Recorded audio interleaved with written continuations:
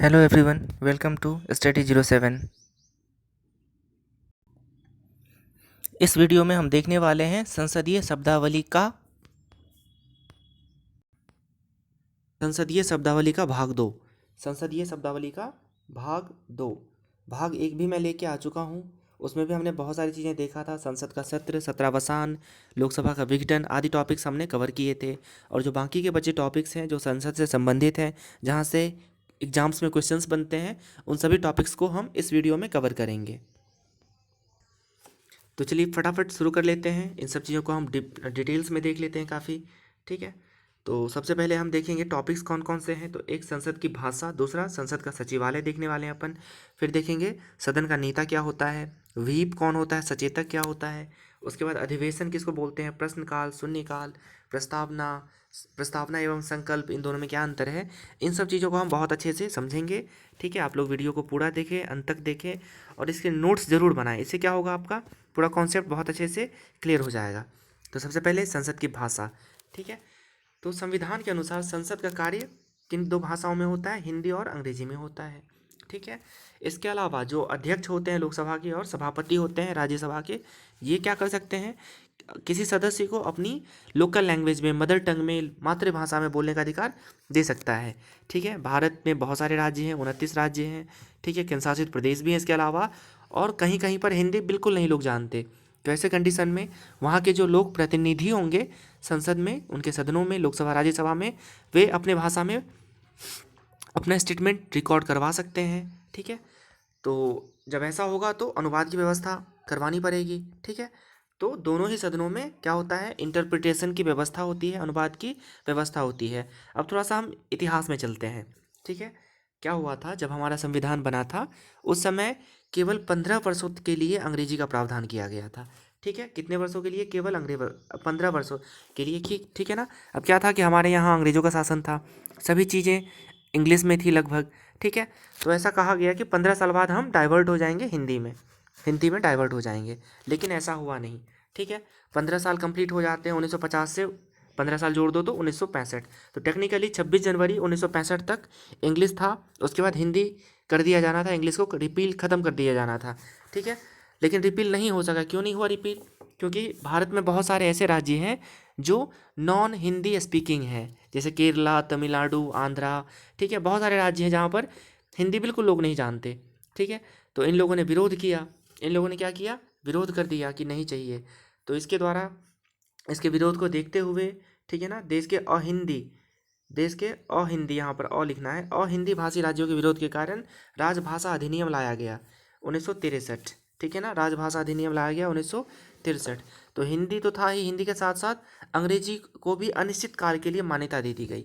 ठीक है, तो राजभाषा अधिनियम 1963 के द्वारा इंग्लिश को भी हमेशा के लिए मान्यता दे दी गई है, अनिश्चित काल के लिए प्रोसीडिंग्स की। अब बात करते हैं, संसद में एक सचिवालय होता है, एक सेक्रेटरिएट होता है। ठीक है, अब देखो संसद के अलग अलग सदनों के लिए, मतलब लोकसभा राज्यसभा के लिए अलग अलग सेक्रेटरिएट होता है। ठीक है ना, और महासचिव एक ऑफिसर होता है जो इसके चेयरमैन होते हैं, सबसे बड़े अधिकारी होते हैं जिनका नाम है महासचिव। प्रत्येक सदन के सचिवालय का अधिकारी होता है, दोनों में अलग अलग।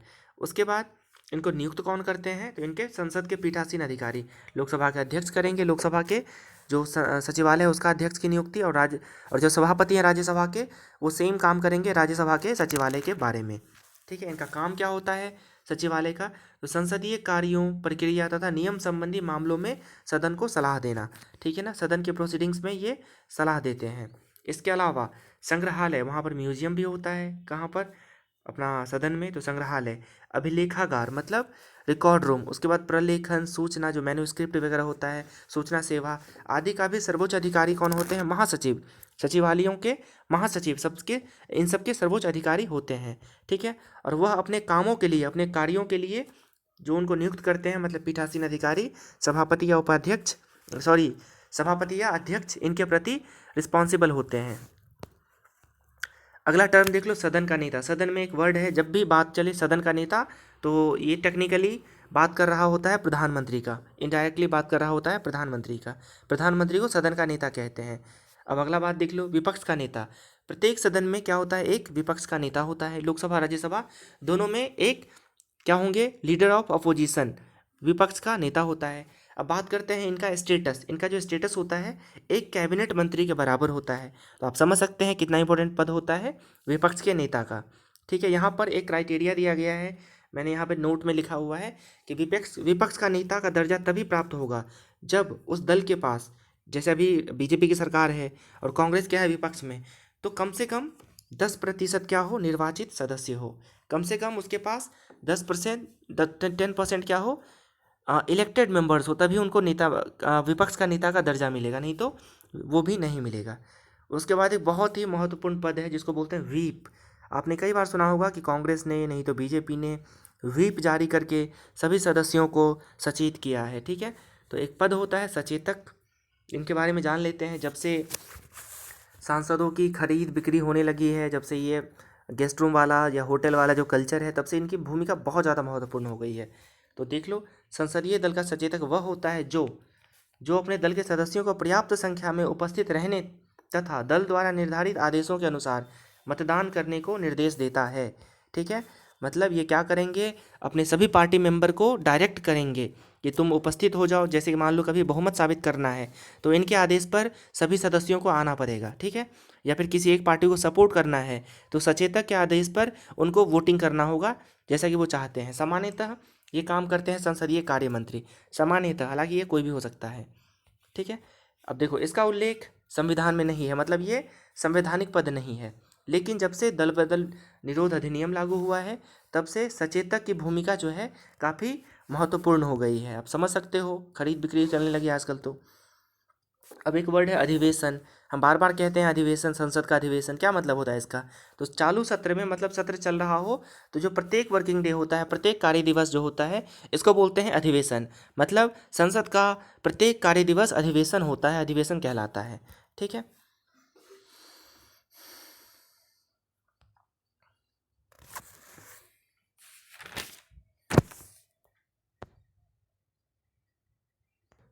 अब देखिए जो अधिवेशन होता है ना, अधिवेशन को सामान्यतः दो भागों में विभाजित किया जाता है। मतलब एक लंच टाइम मान के चलो, दो भागों में विभाजित किया जाता है।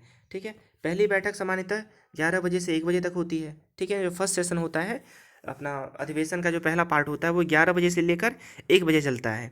ठीक है, फिर मान के चलो 1 घंटे का गैप हो गया। ठीक है, फिर जो दूसरी बैठक है ये दोपहर 2 बजे से शुरू हो जाती है और तब तक चलती है जब तक कि जो पीठासीन अधिकारी है वो उसको स्थगित ना कर दे। ठीक है, तो आप ऐसे मान के चलो। अब बहुत इंपॉर्टेंट क्वेश्चन है प्रश्नकाल। क्वेश्चन आर क्या होता है? प्रश्नकाल जो है, संसद के प्रथम घंटा को प्रश्नकाल कहते हैं। ठीक है ना, संसद शुरू हो गया मतलब 11 से 12, संसद के प्रथम घंटे को क्या बोलते हैं? प्रश्नकाल। ठीक है ना, इस दौरान दोनों सदनों के सदस्यों द्वारा पब्लिक वैल्यू, पबलोक महत्व के जो क्वेश्चन होते हैं, उससे संबंधित जो क्वेश्चन होते हैं लोक महत्व से, वो पूछे जाते हैं। और किससे पूछे जाएंगे? जो भी रिस्पॉन्सिबल मंत्री हो उनसे क्वेश्चंस पूछे जाएंगे। ठीक है, अब ये जो प्रश्न है इसके अब क्राइटेरिया है, ये पहले आपको सबमिट करना हो जाता है। पूछे जाने वाले प्रश्नों की सूचना कम से कम 10 दिन पहले। ठीक है ना, और अधिक से अधिक, माफ़ करना, अधिक से अधिक यहाँ पे गलत लिख गया है, ये होता है 21 दिन। इसको मैं यहाँ पे हाइड कर दे रहा हूँ। यहाँ पे आप लोग देख लेना 21 दिन, कम से कम 10 दिन पहले और अधिक से अधिक 21 दिन पहले इसकी सूचना किसको देनी पड़ती है? महासचिव को। महासचिव कौन होता है? जो सचिवालय होता है उसका महासचिव। ठीक है, तो जो भी प्रश्न प्रश्नकाल में पूछे जाने हैं उसको 10 दिन पहले, 10 दिन से 21 दिन के बीच किसको देनी होगी इसकी सूचना? महासचिव को। ठीक है, अब ये 3 प्रकार के होते हैं जो प्रश्नकाल में पूछे जाने वाले प्रश्न होते हैं, ये 3 प्रकार के होते हैं। एक होता है तारांकित प्रश्न, ठीक है, दूसरा होता है अतारांकित प्रश्न, और तीसरा होता है अल्प सूचना पत्र। क्या होता है? शॉर्ट नोटिस क्वेश्चन, अल्प सूचना पत्र। अब हम एक एक करके तीनों को देख लेते हैं। सबसे पहले तारांकित प्रश्न क्या होता है? वह प्रश्न जिसका उत्तर मंत्री द्वारा मौखिक रूप से दिया जाता है। ठीक है ना, जिसका उत्तर किस रूप से? वर्बली दिया जाता है, जो भी रिस्पॉन्सिबल मंत्री थे उसको। इसको ना, इसके ऊपर स्टार मार्क बनाया जाता है, उसे तारांकित प्रश्न कहते हैं। इसके ऊपर तारा चिन्ह बनाकर सामान्य प्रश्नों से इसको छांट लिया जाता है, अलग कर लिया जाता है। ठीक है ना, स्टार बनाने का एक ही मतलब है कि these questions are very very important, तो इसको जनरल क्वेश्चन से सॉर्ट आउट करके स्पेशल बना दिया जाता है। और इसका आंसर वर्बली चाहिए होता है, कोई रिटन में नहीं। वर्बली का ये वैल्यू होता है कि उसकी मीडिया रिकॉर्डिंग भी हो रही होती है और पूरा देश देख रहा होता है, इसलिए इसको स्टार्ड क्वेश्चन या तारांकित प्रश्न कहते हैं। और तो और इस प्रश्नों पे आप सप्लीमेंट्री क्वेश्चन भी पूछ सकते हैं। ठीक है ना। अगर मान लो ये क्वेश्चन पूछा गया है तो इससे संबंधित और भी प्रश्न रेज किए जा सकते हैं सदन में। अब बात करते हैं दूसरे प्रकार के प्रश्नों की। इसको बोलते हैं अनस्टार्ड क्वेश्चन, अतारांकित। आ नहीं होता है, अ होता है, तो प्लीज मेक करेक्ट। अतारांकित प्रश्न, ठीक है ना। ऐसा प्रश्न जिसका उत्तर रिटन में दिया जाता है, लिखित रूप से दिया जाता है, उसे अतारांकित प्रश्न कहते हैं, अतारांकित प्रश्न कहते हैं, ठीक है ना। याद रखना, तारांकित में आंसर दिया जाता है मौखिक रूप से और अतारांकित में लिखित रूप से, यही है मेजर डिफरेंस। जो तारांकित था उसमें सप्लीमेंट्री क्वेश्चन भी पूछ सकते थे, लेकिन यहाँ पर अनुपूरक प्रश्न या सप्लीमेंट्री प्रश्न नहीं पूछ सकते। क्वेश्चन पूछा गया, उसका आंसर रिटन में आ गया, दैट्स इट, ठीक है। मतलब कम महत्वपूर्ण होते हैं ये तारांकित के कंपैरिजन। अगला जो प्रकार है वो है अल्प सूचना पत्र, शॉर्ट नोटिस क्वेश्चन, ठीक है। तो देख लो इसका क्या है एक्सप्लेनेशन। सदन में किसी प्रश्न का उत्तर निर्धारित न्यूनतम 10 दिन से पहले अगर मांगा जाए तो इसे अल्प सूचना, अब नहीं है, गलत टाइप हो गया है, अल्प सूचना प्रश्न कहा जाता है। इसको क्या बोलते हैं? अल्प सूचना प्रश्न। और इसका भी जो आंसर है वो मौखिक रूप से दिया जाता है, ठीक है ना।